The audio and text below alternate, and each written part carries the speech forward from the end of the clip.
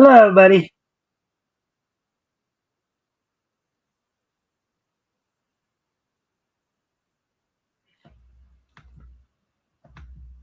All right, welcome to the Mikestand. Today, of course, is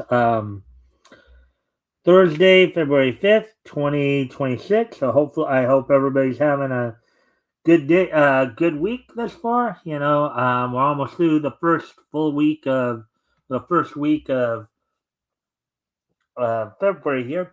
Actually, it's all 4 weeks. With this being a non-leap year, of course. All 4 weeks, we got 28 days here in February, so all 4 weeks are just straight up weeks. With that, so of course, I'm gonna give people a chance to come in before we get started. Friendly reminder to everybody, of course, on both my YouTube and my Rumble channels. If you guys haven't already, you guys can help out by liking and sharing the stream. See if we can get some more friendly people to engage. That'd be appreciated. Also, if anything here grabs your attention, feel free to comment and or ask questions, and I will try to answer the question to the best of my ability.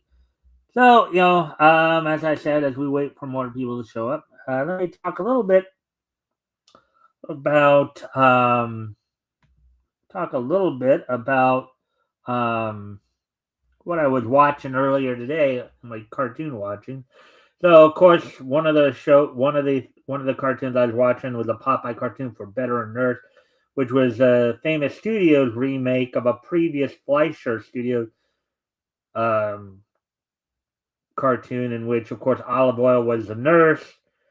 Popeye and Bluto were trying to compete to see who could get injured enough to get put into the hospital with, so that Olive could be their nurse, only for Olive to dump one or both out in the alleyway, and reminding them that she was working in a non-human hospital. So um, saw another little Lulu cartoon where she was trying to get another famous studios um, productions where Lulu's trying to get a photographer to take her picture. Let's see, we saw the first of Terry Toon's Aesop's Fable series, the Mosquito. That was a pretty interesting one. Um, let's see. We saw another appearance from Babbitt and Costello, this time as mice in a Tale of Two Mice. Their previous cartoon was they were cats, as Tale of Two Kitties, and they were starring opposite of Tweety, of course. We also did see in a gruesome twosome in which two cats were trying to um, get to Tweety and eat him. That was the last appearance of Tweety without his yellow feathers, and his last appearance without Sylvester. So, some interesting stuff there. So, wow, we're already coming up on 4 minutes. I guess I better start talking about what's on tap for tonight. So tonight, I'm going to go ahead and, as I couldn't really find much in the way of news items from at least the current surroundings of anime, comics, cartoons, manga, pro wrestling. Tonight, gonna go back and look at the history of Studio Pero, of course, an anime studio that gave us such classics as Yorosei Yatsura, Yu Hakusho, of course, my all-time favorite right there, Yu Hakusho, Naruto, and Bleach. So among others. So take a look at its history. Maybe talk a little bit about some of those productions a bit. So. And as always, guys, if you haven't already, if you guys can help out by liking and sharing the stream, see if we can get some more friendly people to engage, that'd be appreciated. Also, if anything here grabs your attention, feel free to comment and or ask questions. I'll try to answer the questions the best of my ability. So, with that being said, as we are probably now coming up, yeah, well, already has the 5 minute mark. Let's go ahead and get started on tonight's material, and we're gonna, and of course, also later on after the main article, of course, I'll be doing the wrestling wrap up, getting caught up on last night's AEW Dynamite, looking ahead to tonight's Impact and Ring of Honor, and then also finishing up with this day in each history. So, without any further, and let me do one more thing before I get started here. I'm going to go off camera here for a quick moment. I'll be right back. Music on while I'm gone.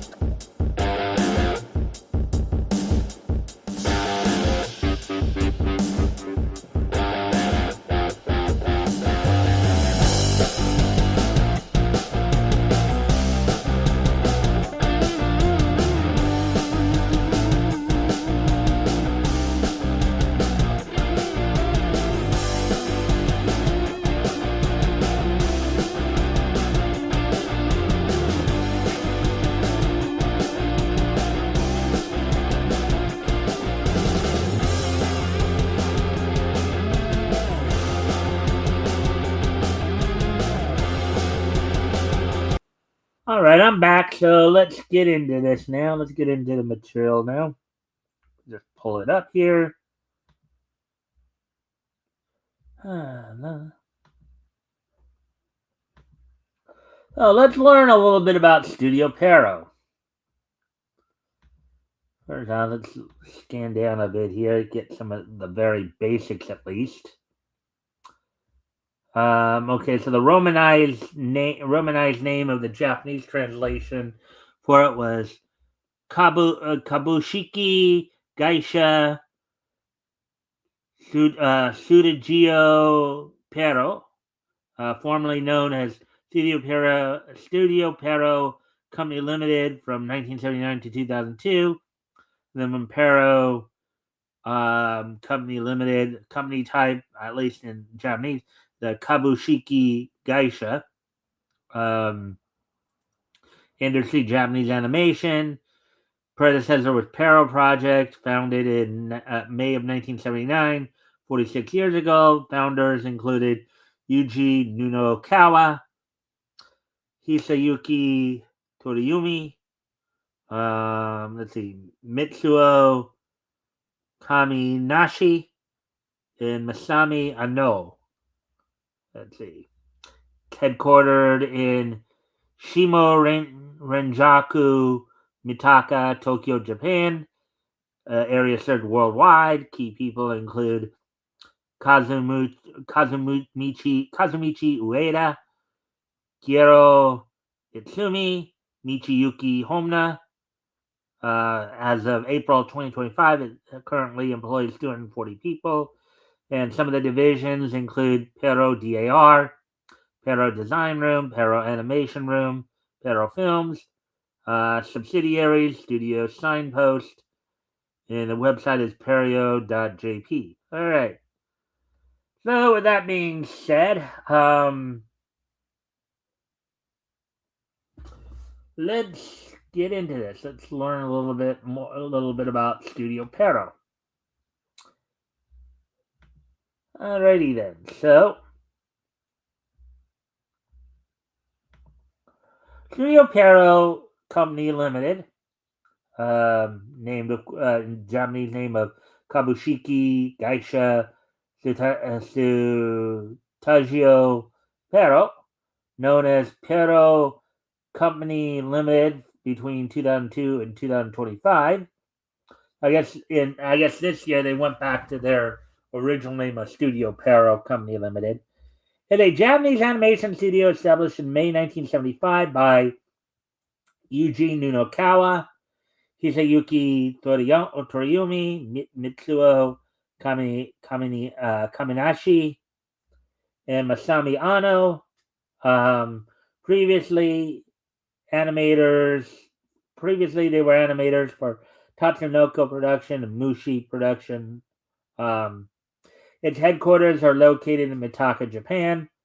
Pero is renowned for several worldwide popular anime series such as Naruto, Bleach, Tokyo Ghoul, Tokyo Underground, Yu Yu Hakusho, Mr. Osomatsu, Black Clover, Boruto, Naruto Next Generation, Ghost Stories, Great Teacher Onizuka, and Ganosuke Sayuki.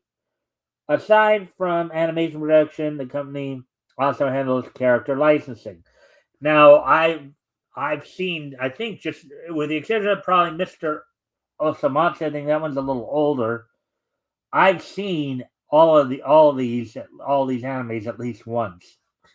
They're all pretty good. So anything, one of the other well known popular animes attached to Studio Pero, I believe, was also Yorosei Yatsura as well. So,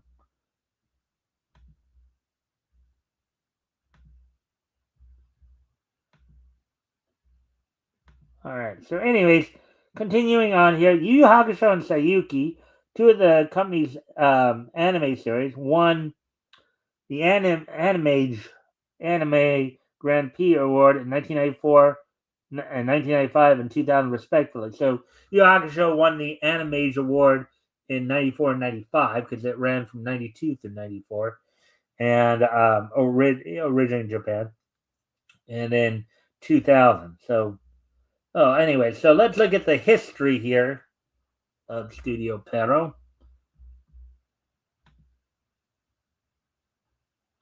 Hmm.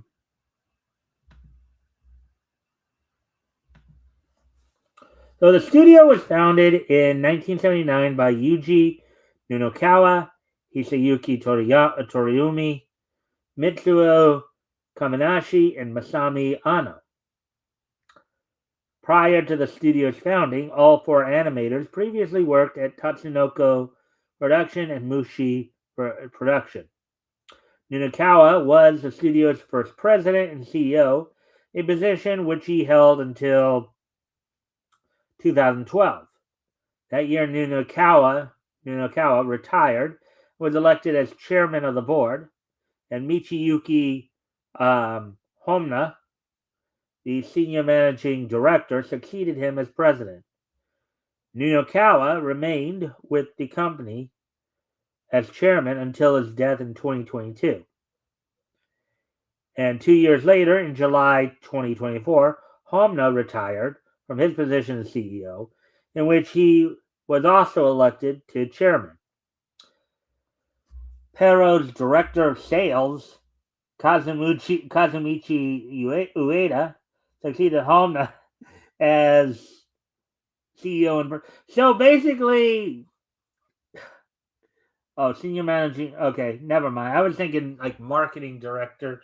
Go from like marketing director to CEO to, but no, one was a senior managing director, one was director of sales. So they are different. Okay. Anyways, the company took a dual representative structure, and Keiro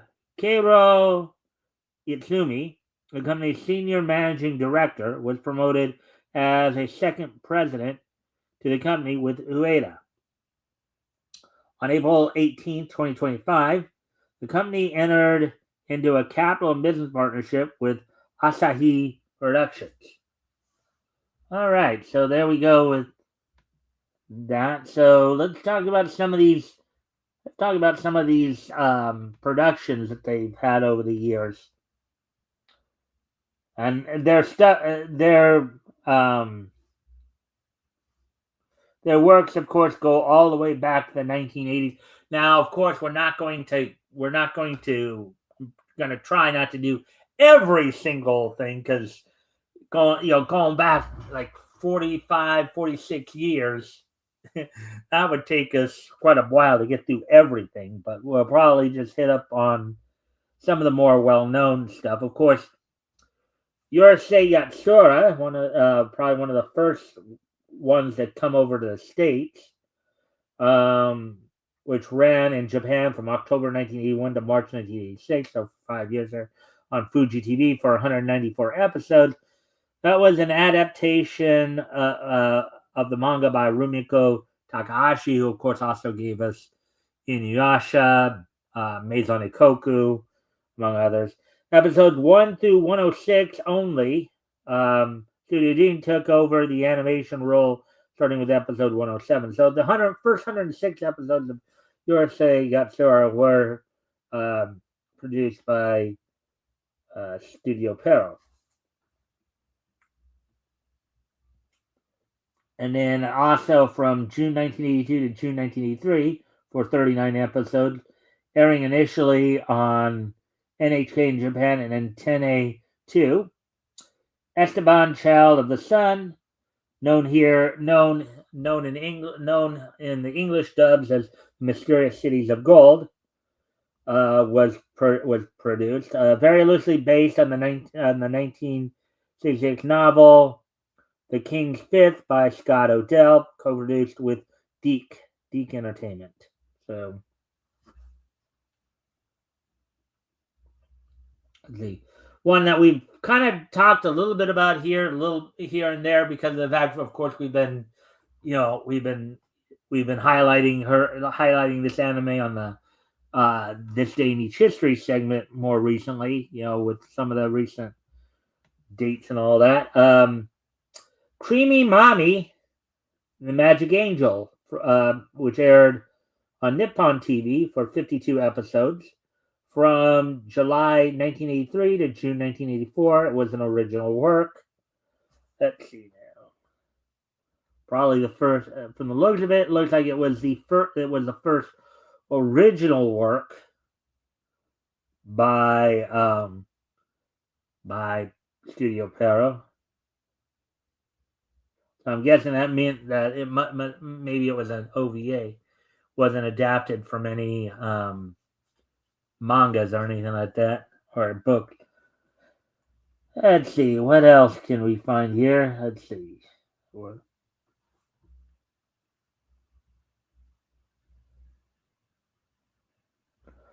yeah, Ninja Robot Tobikage, 43 episodes. That was an original work. Of course, here in the States, that was simply known as Ninja Robots. I recently watched that a couple months back. It ran for 43 episodes on Nippon TV from October 1985 to July of 1986. Let's see, what else?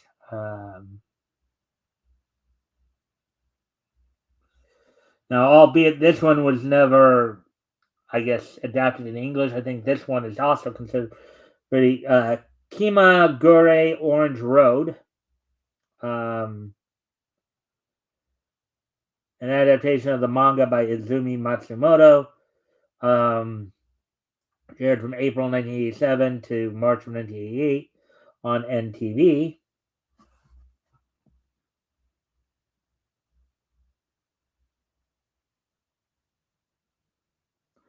The second television adaptation of the manga by Nora Koro, of the manga Nora Koro by Shuiho Kagawa, with first being 1970 by TCJ, Nora Koro-kun, which aired for 50 episodes from October 1987 to October 1988. And another second television adaptation, also Matsu-kun, and you're going to find out a little bit more about that a little later on. Both of these, of course, airing on Fuji TV. This one ran from February 1988 to December 1989 ran for 86 episodes. It was a second television adaptation of the manga by Fujio Akatsuka, with the first being in 1966 by Children's Corner and Studio Zero. In fact, you'll find out later tonight, anyways.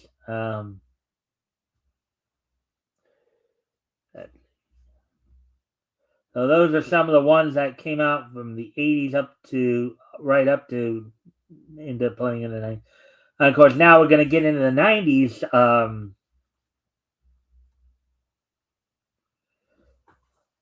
The 90s, including Heisei Tensei Bakuban, which was the third television adaptation of the manga Tensai Bakuban by Fujio Okada. So they did some Fujio Okada stuff. Previously adapted twice by TMS Entertainment in 1971 and 1975, respectively. The second series being titled Gonzo Tensai Bakuban. Let's see, what else can we find in the 90s here?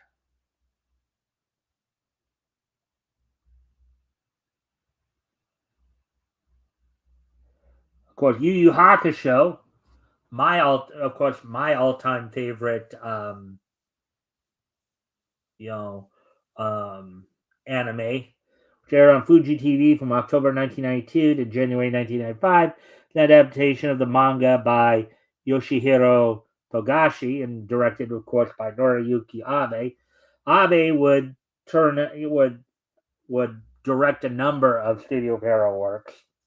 Um, of course, Yu Hakusho was dubbed by Funimation in Dallas back in 2000, from 2002 to 2004.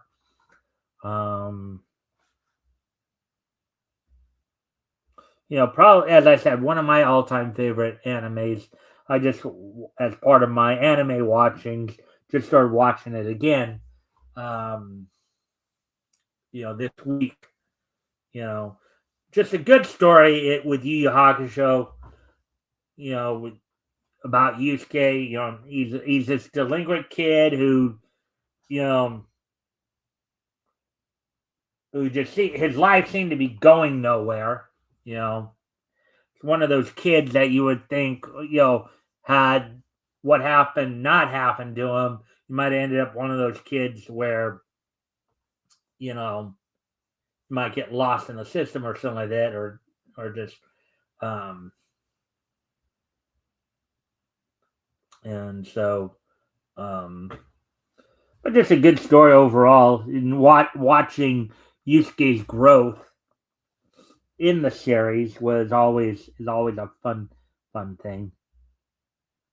In fact, as I said, I just started watching it again this week. Just gone through the first episode. Just how he comes to realize that he does mean something to those around him.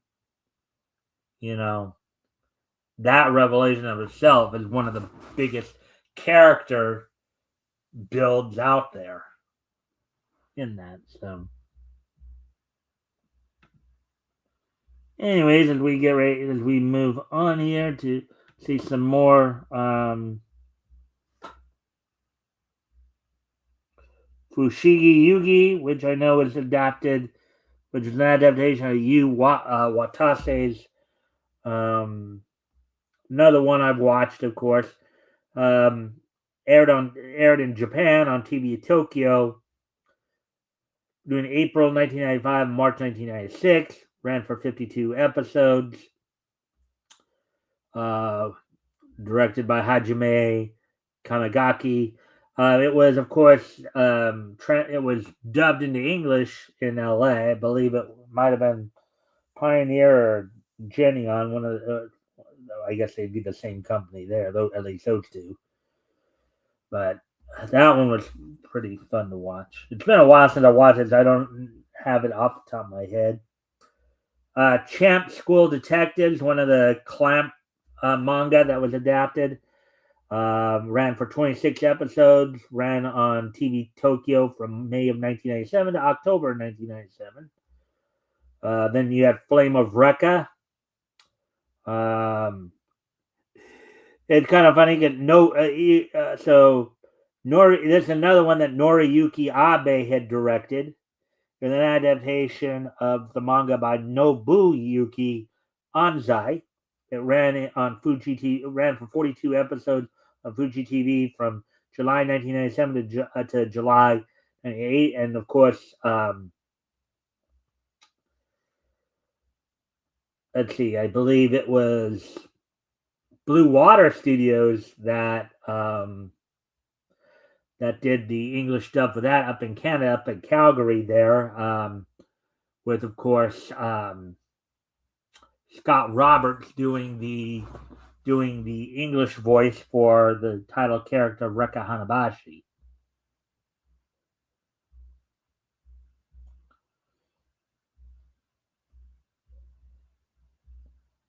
That one I've seen. That one I think I've seen a couple. Like of all the animes I've ever watched, Yu Yu Hakusho is the one I've watched the most. I think I'm now watching it for like the 10th time in the years, over the years.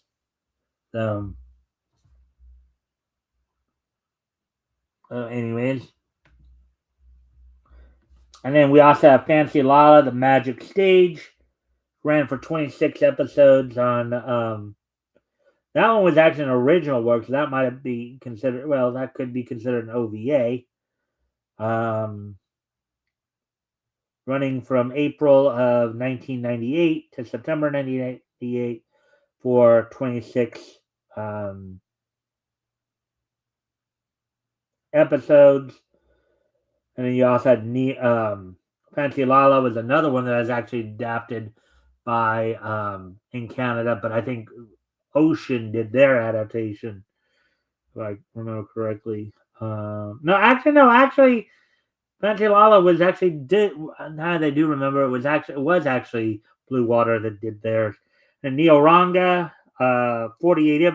But Neo Ranga, which of course was aired on Wow Wow. This is an original work that ran from April 1998 to September 1999.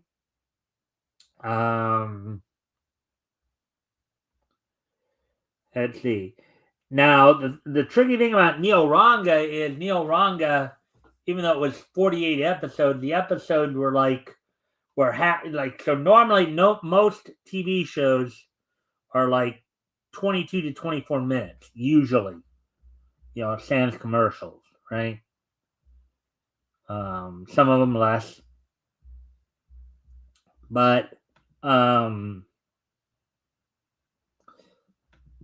But Neo Ranga's was actually more like 11 to 12, so like about half.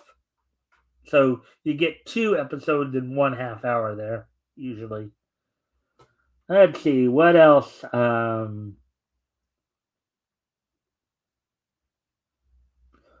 Power Stone, which aired on TBS, on the Tokyo Broadcasting System, TBS, for 26 episodes from April 1999 to September 1999. That was actually an adaptation of a Capcom video game.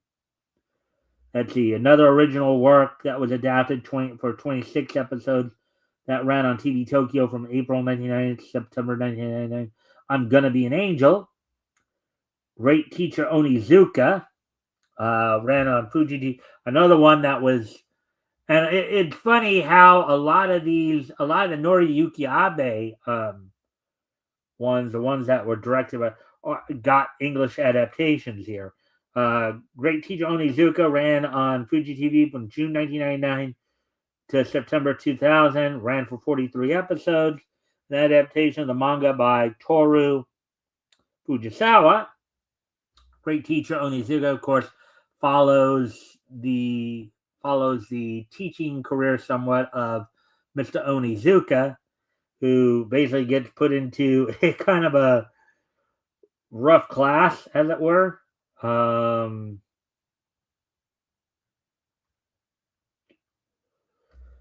Let's see. But considering he was kind of a rough student himself, kind of can relate to the kids a little bit more here. Let's see now. Then we had the 4th television adaptation of the Tensai Bakuban, following, of course, the previous one done by. Let's see. So this one is Revire no Tensai Bakuban, which ran from October 1999 to March 2000, ran for 24 episodes, and was directed by Hayao Date. Then when we get into the 2000s, of course, some of you may have seen on Adult Swim at times, Super Milk-chan, which aired in Japan on Wow Wow, running from January 2000 to April 2000 for 12 episodes.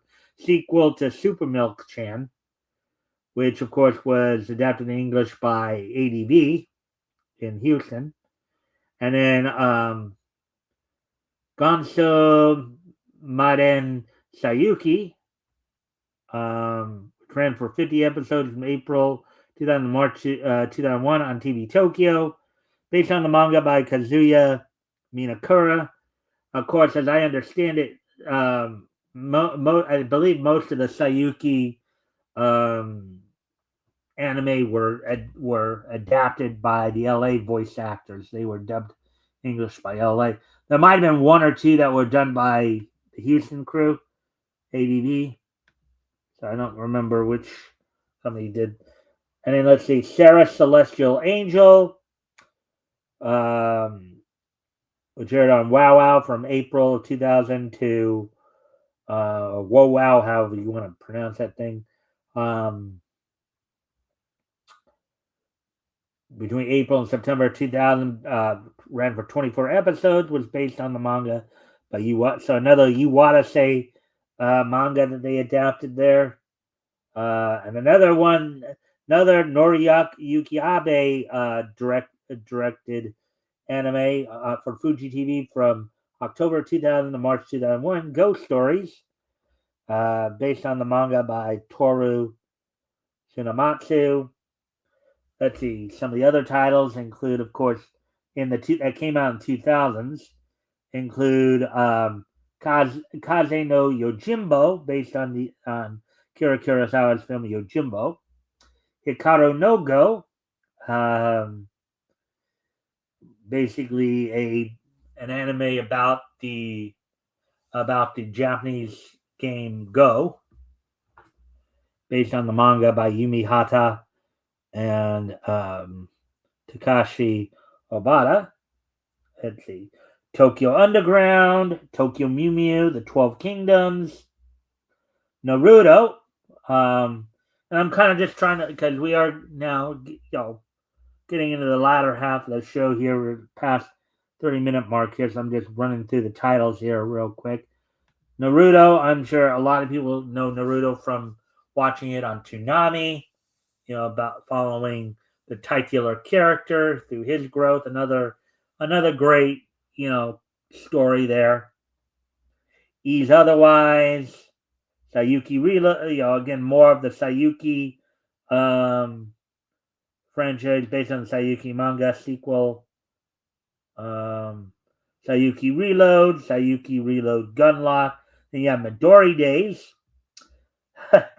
Midori Days, very cute little show. That one ran from April to June of 2004.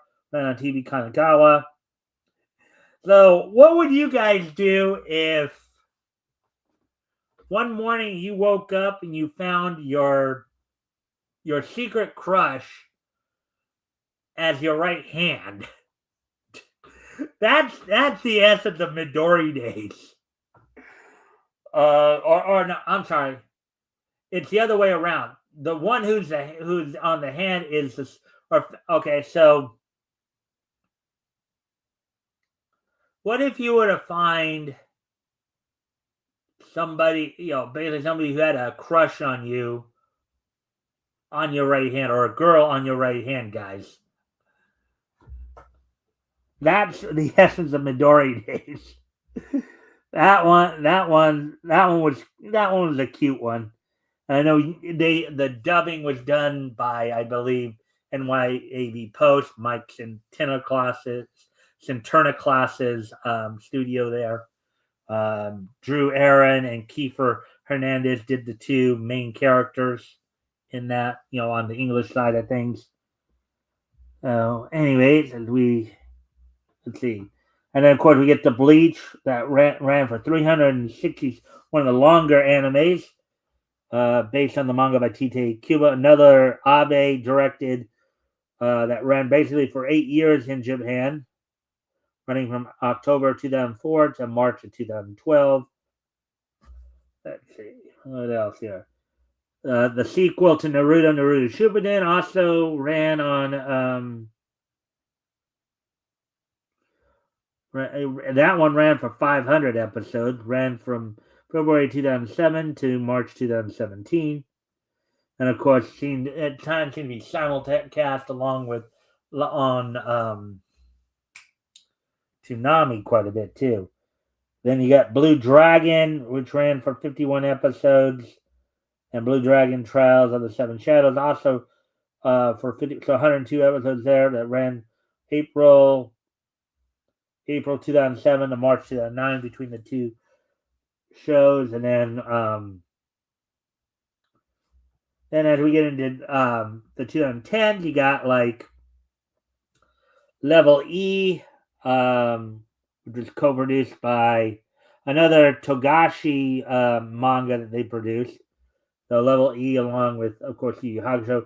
Kingdom, another great anime. 39 episodes here, ran from July 2012 to February 2013 on NHK. That was another great anime. Did the story of, did some Chinese history there ran from NHK. I know that I believe it was I think Ocean Studios might have done the dub for that, but they had talent from both Vancouver and Calgary involved in that. Based on the manga by Yasuhisa Hara, he had the Naruto spinoff by Kenji Taira, Rock Lee and his Ninja Pals, that ran on TV Tokyo for 51 episodes from April 2012 to March 2013. Kingdom Season 2, that ran for 39 episodes. Tokyo Ghoul, manga based on the manga by Sui Ishida, ran for 12 episodes on Tokyo MX from July 2014 to September 2014. Yona of the Dawn. Of course, again, a lot of the Naruto franchise was dubbed in LA. Yona of the Dawn was, I believe, dubbed by ADV, I believe.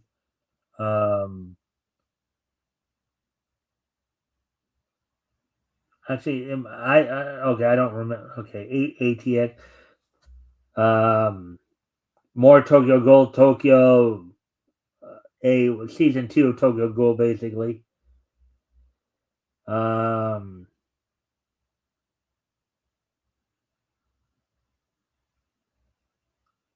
Mr. Osomatsu season 1 ran for 25 episodes. Another adaptation of Osomatsu Kun. Divine Gate, Puzzle and Dragons X, Eid Live, and then of course Naruto Next Generation, the sequel to Naruto. Black Clover was also based on the manga by Yuki Tokyo Ghoul Re. And as we get into the 2020s, Kingdom Season 3, co-produced with Studio Signpost. The third season, Mr. Akamatsu. The fourth season of Black Clover and Kingdom. Bleach 1,000 Year Blood War was also done. So, yeah, a lot of cool anime, though, that they came out with over the years. And, of course, the associated movies. So, again, feel free to comment on, if you guys want to share any of your favorite Studio Pero works. I'm actually going to need to step away from the computer for a moment, so I'll be right back. And when I come back, we'll probably get ready to do the wrestling wrap up when I get back.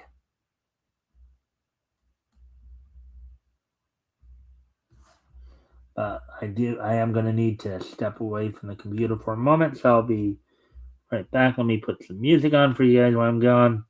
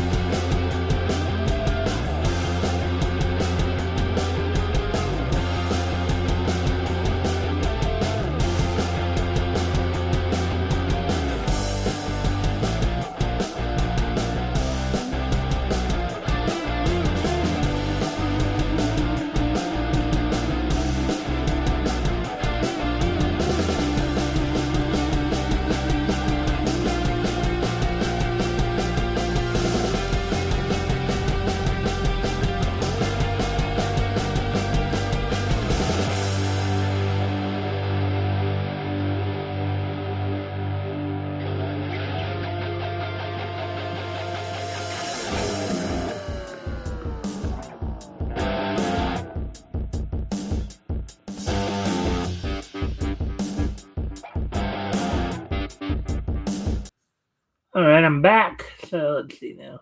So again, friendly reminder to everybody, if you haven't already, you guys can help out by liking and sharing the stream. See if we can get some more friendly people to engage. That'd be appreciated. Also, if anything here grabs your attention, feel free to comment and ask questions. I'll try to answer the questions to the best of my ability. So now what we're going to do, we're going to move on to the wrestling wrap-up here.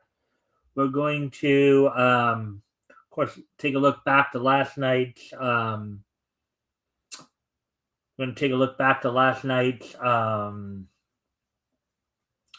Dynamite, as well as look ahead to tonight's, TNA Impact on AMC and the Ring of Honor shows as well. So let's talk about that. So first off, let's go back to last night's Dynamite.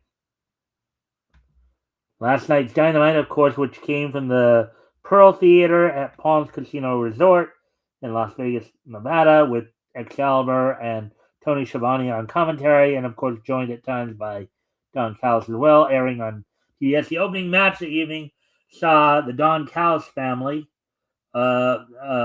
comprised of Josh Alexander, Al Clone, and Konosuke Takeshita, defeating the Death Riders in a six-man tag match with Daniel Garcia, Continental Champion Jon Moxley, and Pac in 13 minutes. Of course, Konosuke Takeshita will be challenging Moxley for the Continental title coming up on Saturday, February 14th at Grand Slam Australia.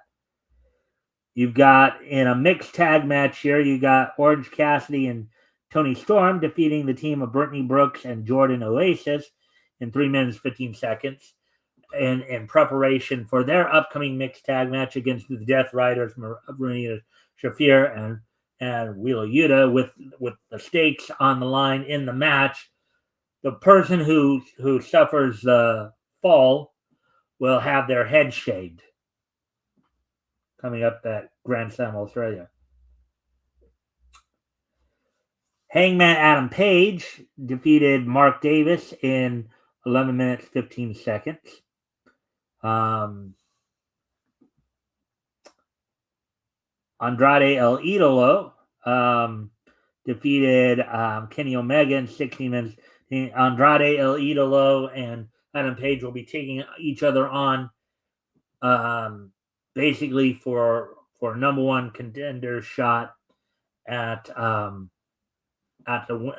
winner of the MJF Brody King match at Grand Slam Australia, in which and we'll talk a little bit about that as well in a moment. As they've been working through kind of a bit of a round robin tournament, see who will next challenge MJF for the AEW World Title. In a AEW Women's World Title eliminator match, in which if the challengers either won or lasted the time limit, they would earn a shot at the AEW Women's World Title. The team of Megabad of Megan Bayne and Penelope Ford defeated the Babes of Wrath, the current AEW Women's World Tag Team Champions of Harley Cameron and Willow Nightingale. And now will be challenging the Babes of Wrath for the AEW Women's World Tag Team titles coming up at Grand Slam Australia. Ricochet successfully retained the AEW National title against Jack Perry. 13 minutes. Let's see. So 9:45 was the time for the Women's World Tag Team title eliminator match. In fact, Megabad finished off, hit Harley Cameron with the Doomsday device as the finisher there, harkening back to the Road Warriors.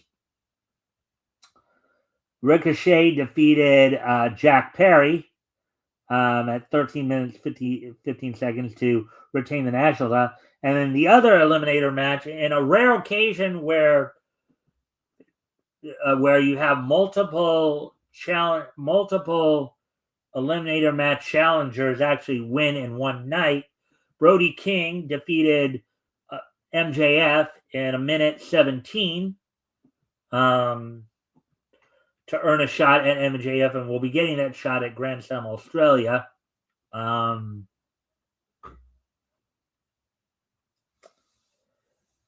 MJF was supposedly caught off guard by the presence of Hangman Adam Page coming out to ringside. Of course, Brody King basically choked MJF out with a hanging sleeper over the top rope, and then dragged him in and hit the Gonzo bomb on him to finish him off. After the match, of course, Andrade El Idolo came in to attack both Brody King and MJF, and then Hangman Adam Page went after Andrade El Idolo. So basically, so now for, of course, Grand Slam Australia, you have Brody King challenging MJF for the AEW World Tag Team titles. All right, so taking a look quickly ahead to tonight's action coming up on AMC and on ringofhonor.com.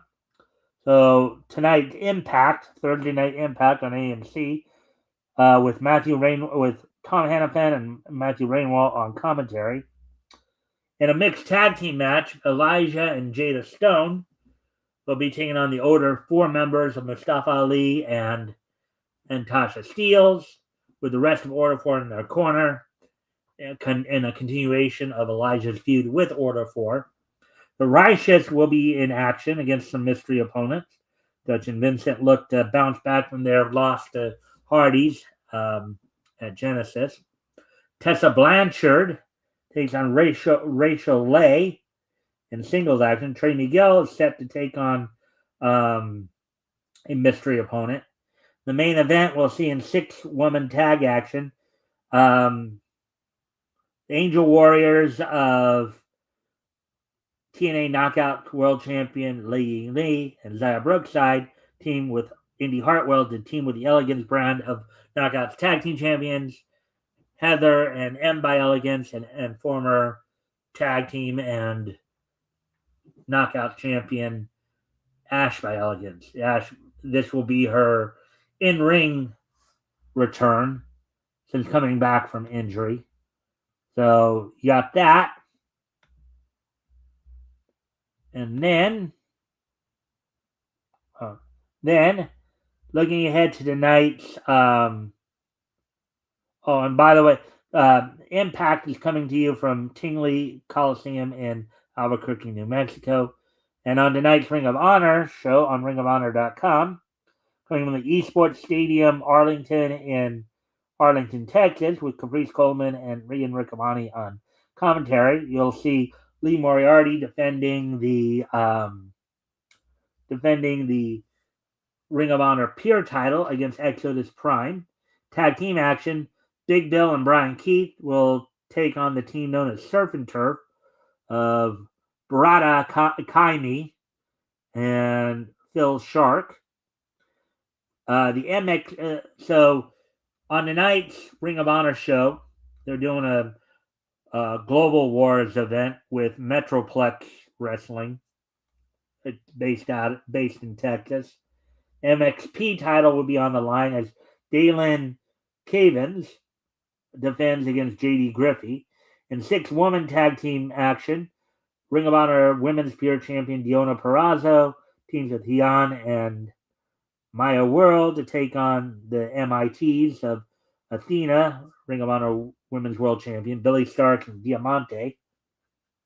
And in an 8-person tag match, you have Shane Taylor Promotions of AEW World 6-man tag champions, the Infantry of Carly Bravo and Sean Dean, and Shane Taylor teaming with Trisha Dora. This is a mixed 8-person to take on the team of Reza Clark, Damo Diamond, LVJ, and Kari Jai Wright. And then the MXP women's title will be on the line as former AEW talent Abaddon will be defending the title against Ray Lynn. So that's all we got for the wrestling wrap-up. So now, with today being Thursday, February the 5th, 2025, or 2026 rather, I'm sorry, 2026. Let's take a look back at this day in Niche history. History is 97, 96, 16, and 66. All right. So, one of the things we talked about earlier. So, first off, heading back 60 years ago today, on this date back in 1966, one of the things we kind of actually alluded to earlier. Children's Corner and Studio Zero's Otsumatsu-kun premiered on Japanese television on this date back in 1966. Otsumatsu-kun is a comedy manga series by Fujio Akatsuka, which ran in Shoga Kukan's Weekly Shonen Sunday magazine from 1962 to 1969. So they had a number of different anime. The series revolves around a group of sextuplet brothers who cause all sorts of mischief. So 60 years ago today, premiering on Japanese television, Otsumatsu-kun premiered on Japanese television from Children's Corner and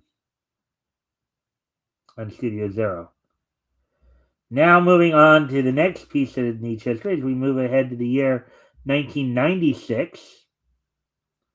And on this date in the year 1996, on the Go Home, WCW held its Go Home Nitro, leading up into that year's Super Bowl 6, I believe, from the Lakeland Center Jenkins Arena in Lakeland, Florida. The main event saw Lex Luger and Sting successfully retain the WCW World Tag Team Champions over the Road Warriors, Animal and Hawk. Also saw Randy Savage with Miss Elizabeth and Woman in his corner defeat Chris Benoit via DQ. to retain the WCW World Heavyweight Championship. And a couple matches happened before the show, a couple dark matches of note.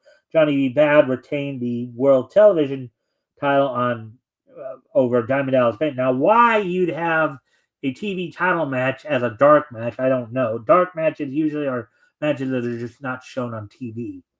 But that doesn't make a whole lot of sense, so I'm sorry. And then Conan successfully retained the WCW United States Championship over Devon Storm in a dark match as well. So now moving on to the year 1997, which was 29 years ago today, since I clear this all out, of course. On this date in 1997,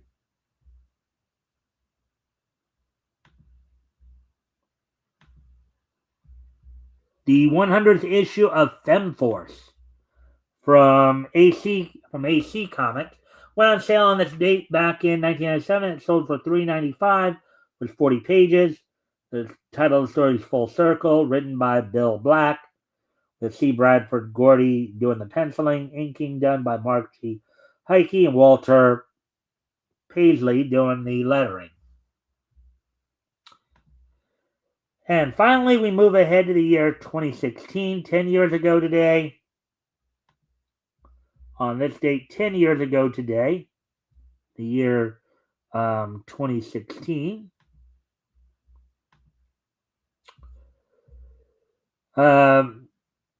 Mac and Moxie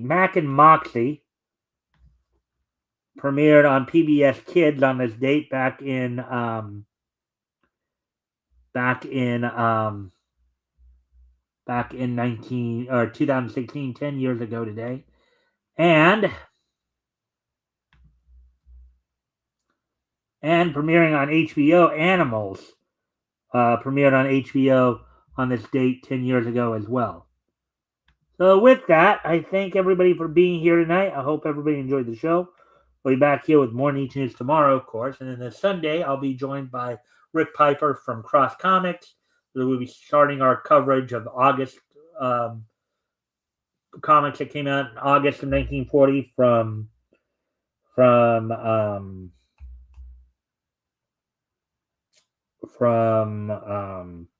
DC. So with that, I thank you all for being here, and I hope to see you all back here tomorrow. Bye.